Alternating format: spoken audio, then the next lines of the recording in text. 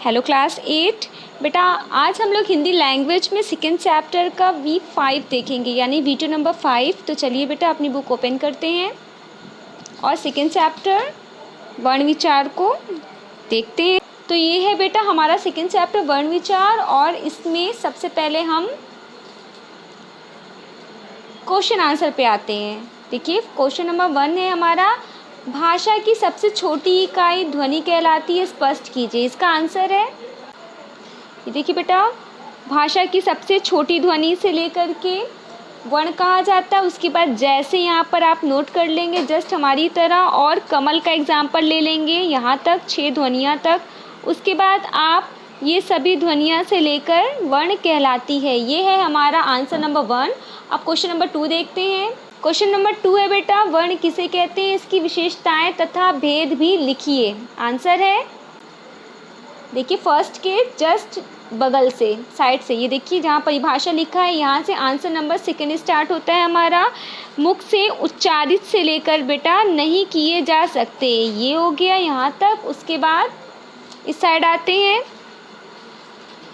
वर्णों को 2 भागों में बांटा गया है, पहला स्वर दूसरा व्यंजन। ये है हमारा आंसर नंबर 2। क्वेश्चन नंबर 3 है, स्वर वर्ण किसे कहते हैं, स्वरों के भेद भी बताइए। आंसर है, देखिए जहाँ पे आंसर नंबर 2 हमारा ख़त्म हो रहा था वहाँ पे देखिए स्वर दिया हुआ है। तो आंसर नंबर 3 हम यहाँ से स्वर से लेकर के पूरा यहाँ तक लेंगे। 3 भेद होते हैं। उसके बाद हमको सिर्फ भेदों के नाम लिखने हैं, डिटेल नहीं देनी है, इस चीज़ का ध्यान रखिएगा। आप नंबर 1 डालेंगे ह्रस्व स्वर, नंबर 2 दीर्घ स्वर और नंबर 3 प्लुत स्वर। डिटेल नहीं लिखनी है, जस्ट आपको सिर्फ ये स्वरों के नाम ही लिखने हैं आंसर में, इस चीज़ का खास ध्यान रखिएगा। अब क्वेश्चन नंबर 4 में आते हैं।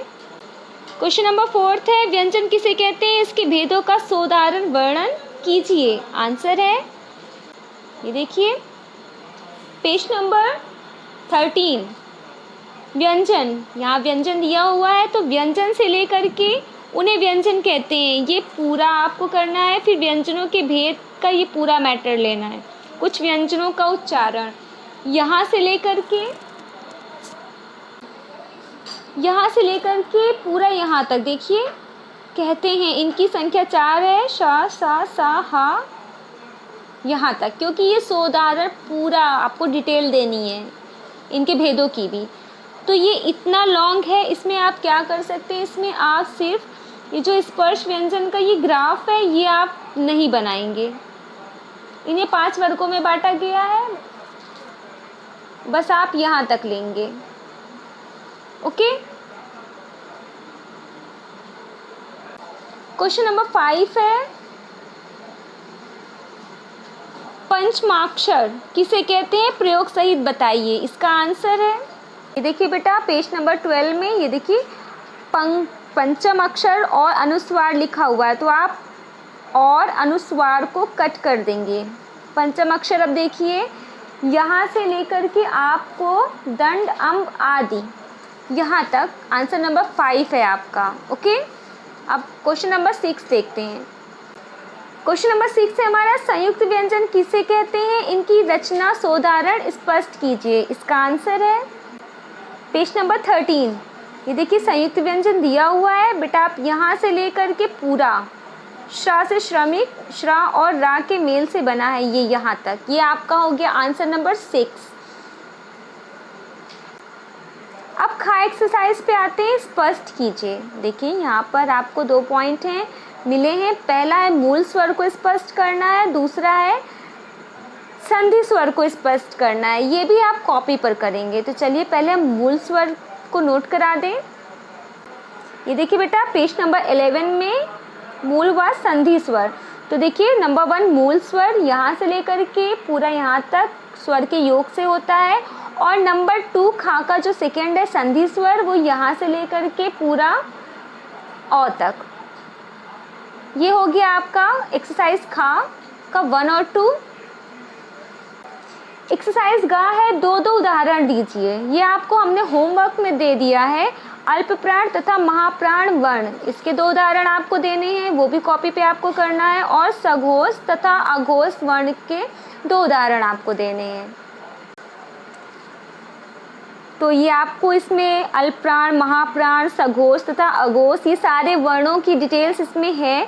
तो इसमें से आप देखेंगे और दो दो उदाहरण आप नोट करेंगे। तो अब आते हैं एक्सरसाइज घ में द्वित व्यंजन से क्या अभिप्राय है, सोदाहरण स्पष्ट कीजिए। तो चलिए इसका आंसर देखते हैं। ये देखिए बेटा पेज नंबर 13 द्वित व्यंजन दिया हुआ है। आप इसे द्वित व्यंजन से लेकर के गल्ला, पल्ला, तल्लीन यहाँ तक, ये हो गया आपकी एक्सरसाइज घ। एक्सरसाइज अंगा में आते हैं।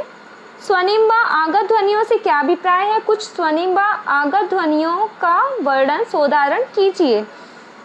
इसका आंसर भी आप कॉपी पर ही करेंगे, स्पेस बहुत कम है। आप ऐसा करिएगा, इस वीडियो में जो भी हम करा रहे हैं वो आप कॉपी पर ही नोट करिएगा अंगा तक। ओके, यानी आपको एक्सरसाइज का से लेके अंगा तक की अंडर में जो भी है वो सब आपको नोटबुक में करना है। ये चीज़ आप अच्छे से ध्यान से सुन लीजिए, अंगा तक आपको नोटबुक में करना है। तो चलिए अंगा का आंसर देखते हैं। पेज नंबर 14 में आते हैं। ये देखिए स्वनिम ध्वनियाँ नोट है यहाँ पर, यहाँ से लेकर के ये आपकी ये स्वनिम ध्वनियाँ हो गई। फिर उसमें आगत ध्वनियाँ भी पूछा हुआ है बेटा, तो देखिए यहाँ से ये आगत ध्वनियाँ भी हो गई। तो ये आपका अंगा का आंसर कंप्लीट हो जाता है एक्सरसाइज अंगा का। अब बेटा एक्सरसाइज चा, यहाँ से आपको बुक में फिल करनी है। तो देखिए जीवा और होठों के आधार पर निम्न स्वर भेदों के अंतर्गत आने वाले स्वर लिखिए। तो यहाँ पर है अग्र, अग्र के अंतर्गत आते हैं छोटी ई, बड़ी ई, ए, मध्य, इसमें छोटा आ आता है इसके अंतर्गत। और पश्च में आते हैं बड़ा आ, छोटा ऊ, बड़ा ऊ, ओ, औ। तो ये था बेटा आज का हमारा वीडियो नंबर 5। और वीडियो नंबर 6 में हम आगे की एक्सरसाइज जो भी बाकी है वो चैप्टर की एक्सरसाइज कंप्लीट कराएंगे। और जब तक हमारा नेक्स्ट वीडियो नहीं आता तो ये आप जो भी हमने आज बुक वर्क कराया है अपनी नोटबुक में कंप्लीट कर लीजिए। नेक्स्ट वीडियो तक के लिए बाय।